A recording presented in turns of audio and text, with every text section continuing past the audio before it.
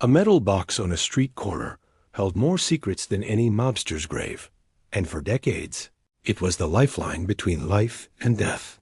If you're fascinated by the untold stories of organized crime and how the Mafia built its empire on the simplest technology, stick around, because this tale connects murder, coded conversations, and the end of an American era. New York City, Times Square, May 23, 2022, 7th Avenue and 50th Street. A crane lifts metal from concrete. Workers in hard hats surround a payphone. The last public payphone in New York City. Photographers gather. News cameras roll. The phone stands alone. No one makes a final call. By afternoon, it is gone. The removal marks the end of a project. Kiosks replace payphones. Free Wi-Fi. Mobile charging. Digital screens. The smartphone won. The payphone lost. At their peak in 1999, over 2 million payphones stood across America. By 2022, fewer than 100,000 remain. Most survive in rural areas, prisons, highway rest stops. The Federal Communications Commission tracks the decline. The numbers do not lie. For the American Mafia, this death carries weight. The payphone was not just convenience. It was infrastructure. It was security. It was the backbone of an empire built on whispers, threats, and coded words. Mobsters conducted business from street corners. They ordered hits from drugstore booths. They moved heroin, cocaine, and cash through conversations, disguised as talk about shirts and cotton. The relationship began early. Chicago, 1920s. The Four Deuces. Al Capone operates from 2222 South Wabash Avenue. A saloon, a brothel, a gambling joint. The headquarters of the Chicago outfit. Inside, a phone booth stands against the wall. Johnny Torrio runs operations. Capone learns. The phone booth is high technology. It provides privacy. A door closes. Conversations happen. Orders go out. The booth survives decades. In 2019, it arrives at the Mob Museum in Las Vegas. Visitors stand where Capone stood. They touch wood that heard murder plans. The booth is empty, but heavy with history. Machine Gun Jack McGurn works as Capone's bodyguard. A hitman. He exits a phone booth in Chicago. Photographers catch him mid-stride. Did he arrange a date? Did he order a killing? No one asks. No one knows. The booth keeps secrets. The technology spreads. By the 1930s, payphones populate American cities. A call costs 5 cents. Mobsters carry change. They memorize phone numbers. They establish routines. Call at this time. Use this location. Never the same booth twice. But phone booths also become death traps. Manhattan, West 23rd Street, February 8, 1932, 12:30 a.m. Vincent Call enters the London Chemist's drugstore at 314 West 23rd Street. 23 years old, Irish, violent, nicknamed Mad Dog. He worked for Dutch Schultz. Then he wanted more. He formed his own gang. He went to war. Schultz puts a $50,000 bounty on Call's head. Oni Madden adds his own price. Call is dangerous. He talks too much. He kills recklessly. A child dies in a botched hit. The newspapers scream. The underworld wants him gone. Call walks to the phone booth inside the drugstore. He closes the door. He picks up the receiver. He makes a call. Sources suggest he was threatening Madden, demanding payment, issuing extortion. The drugstore door opens. A man enters. He carries a Thompson submachine gun. He walks toward the phone booth. Call sees him through the glass. Too late, the gunman opens fire. 15 bullets rip through the booth. Glass shatters, wood splinters. Call's body jerks. He falls. The gunman walks out. A car waits. They drive away. Police arrive within minutes. Call is dead on the floor. The phone receiver hangs from its cord. The call never finished. The phone booth becomes a tomb. Witnesses describe the scene. The drugstore owner is in shock. Customers scatter. Blood pools on tile. Detectives examine the booth. They count bullet holes. 15. No one is ever charged. Dutch Schultz denies involvement. Oni Madden says nothing. The case closes unsolved. The lesson is clear. A phone booth offers no protection. Yet mobsters continue to use them. Boston, Dorchester. June 12, 1975. Edward Connors owns a bar. A former boxer. 42 years old. He talks. He brags. He tells people about the murder of James Spike O'Toole. O'Toole was killed in a gang war. Connors knows details. He shares them in his bar. Word travels. Howie Winter runs the Winter Hill Gang. He hears about Connors. Loose lips. Winter decides Connors must go. But Winter needs Connors in a specific location. A place where his men can work. A place without witnesses. Winter calls Connors, or sends word through intermediaries. He tells Connors they need to talk, smooth things over. Connors agrees. Winter asks for a safe payphone number, somewhere they can speak privately. Connors provides it. A phone outside a gas station in Dorchester. They agree on a time. Connors does not know the number has been traced. Winter sends his location to his hitman, John Martirano, James Whitey Bulger, Stephen Flemmy, 3 killers. They drive to the gas station. They arrive early. They wait. June 12, 1975. Evening. Connors arrives at the payphone. He stands outside the gas station. He waits for the call. A car pulls up. Bulger and Flemmy step out. Bulger holds a shotgun. Flemmy carries an automatic carbine rifle. Connors sees them. He understands. Too late. They open fire. The phone booth explodes. Glass and metal and blood. Connors falls. The shooting lasts seconds. The killers return to their car. They drive away. Connors lies dead by the phone. The receiver dangles. Police investigate.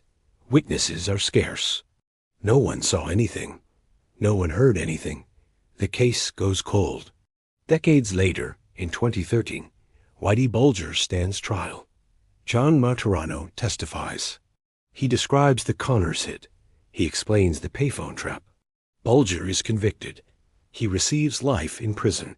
The payphone delivered Connors to his death. Yet the Mafia continues to rely on them. The reason is simple. Wiretaps. By the 1970s and 1980s, law enforcement masters electronic surveillance. The FBI bugs homes. They tap office phones. They monitor social clubs. Mobsters know this. They adapt. They use payphones, different locations, rotating schedules. They believe payphones are safer. They are wrong. The FBI taps payphones too. Agents identify patterns. They watch mobsters. They see which corners they frequent, which drugstores, which gas stations. They install wiretaps. They record conversations. The evidence piles up. But mobsters are not stupid. They know the risk. They use code. Queens, New York, 1984. A payphone stands on a street corner. In front of a pizzeria, the phone rings. Salvatore Mazzurco answers. He is Sicilian. He is part of an international drug network. Heroin flows from Sicily to America through pizza parlors. The operation is massive. The profits are enormous. On the other end of the line, calling from Brazil, is Gaetano Badalamenti, a Sicilian mafia boss. Expelled from Sicily, operating in exile. He coordinates shipments. He discusses prices. He manages the pipeline. The FBI listens.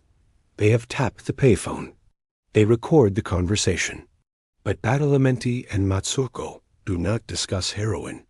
They discuss shirts, t-shirts, cotton, acrylic, parcels, Trademarks. Badalamenti speaks. I think that by the beginning of next week, they will come with 22 parcels, or with 11 parcels, whatever you guys prefer. Mazurko responds. All right. Badalamenti continues. Now there's another thing. I met the guy with the shirts of 4 years ago. But there's a little problem. But there is another guy here that there's 10% acrylic. I understand little about this. Mazurko answers. But 10% is not bad. Badalamenti elaborates. It's not pure cotton. The cost over there will come to 60 cents, whereas the other one will come to more than 90 cents. Mazurko clarifies.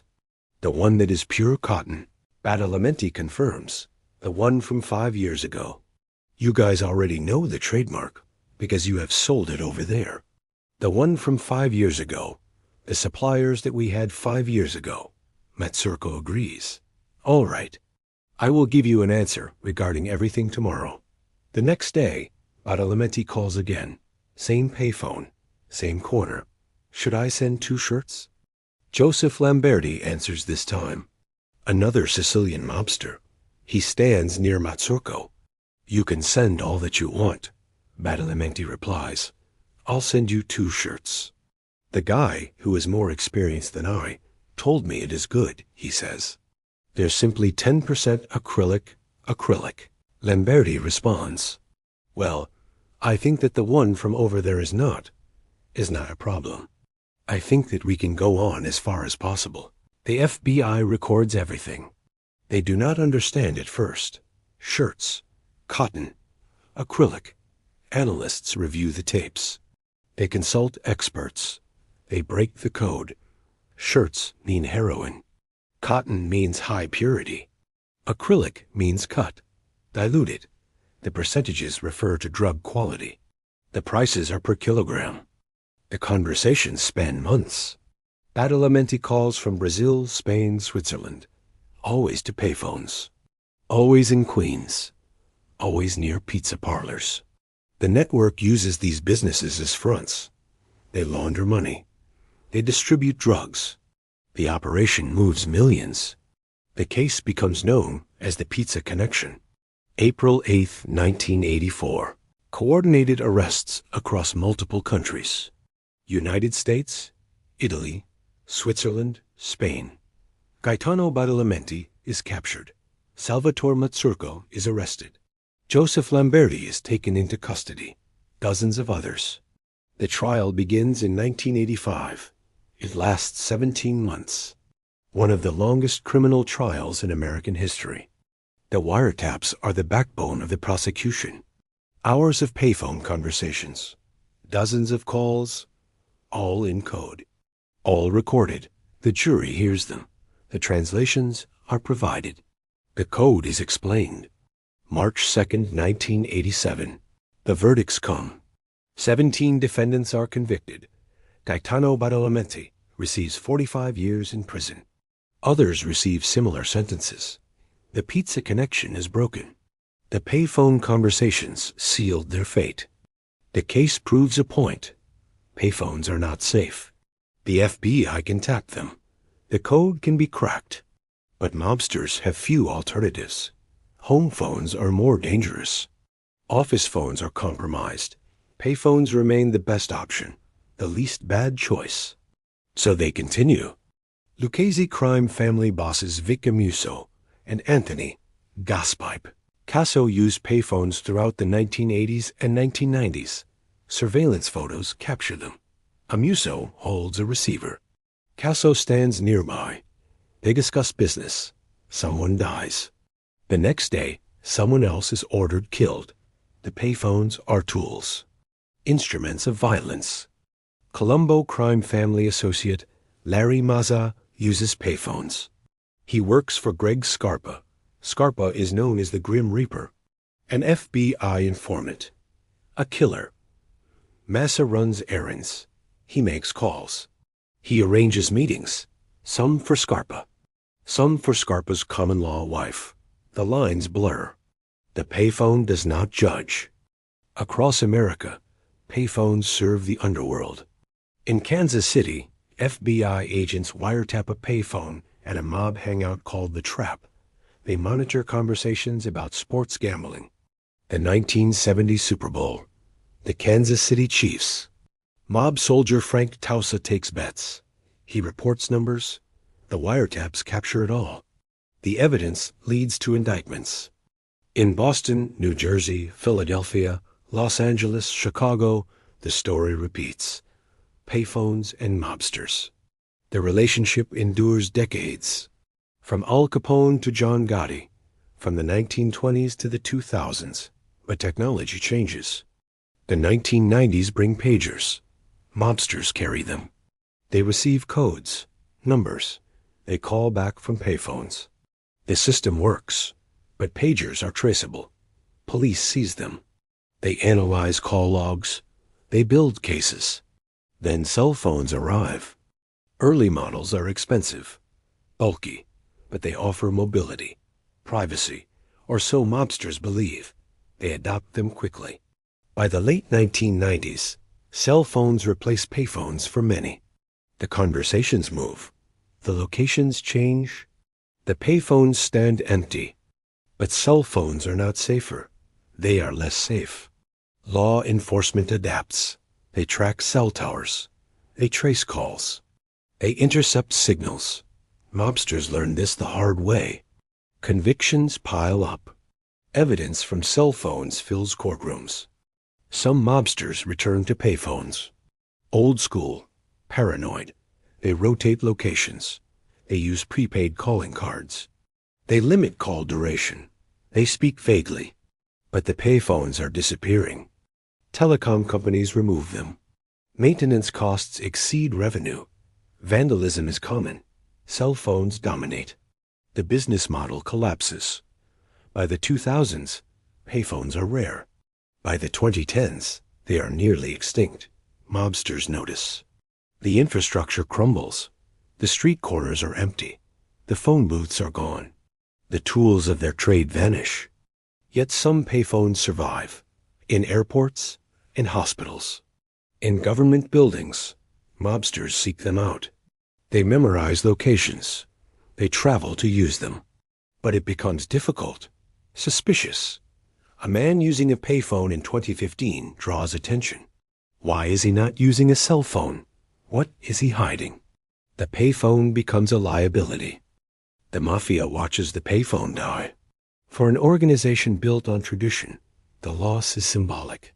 The payphone represented an era when quarters clinked, when glass booths offered shelter, when a phone call connected capos and soldiers, when orders traveled through copper wire. Now the wires are cut. May 23, 2022, New York City. The last public payphone is removed. News outlets cover the story. The New York Times, CNN, NPR. They frame it as nostalgia. A relic of the 20th century. They mention Superman. Clark Kent. Phone booths as changing rooms. They reference movies. The Godfather. Goodfellas. Casino. The Sopranos. The payphone as cinematic icon. But for those who lived the life, the meaning is different. The payphone was not romantic. It was functional. It was cold metal and smudged glass. It was standing in winter wind. It was waiting for a call that might save your life or end someone else's. It was listening to a voice that gave orders. Kill him. Move the package. Meet at this location. The payphone was business. And business required tools. Goodfellas immortalizes the payphone. Henry Hill uses them constantly. He calls from street corners, from diners, from airports. He coordinates drug deals. He checks in with Jimmy Conway. He avoids detection, or tries to. The FBI tracks him anyway. One scene captures the essence. Henry calls his wife, Karen.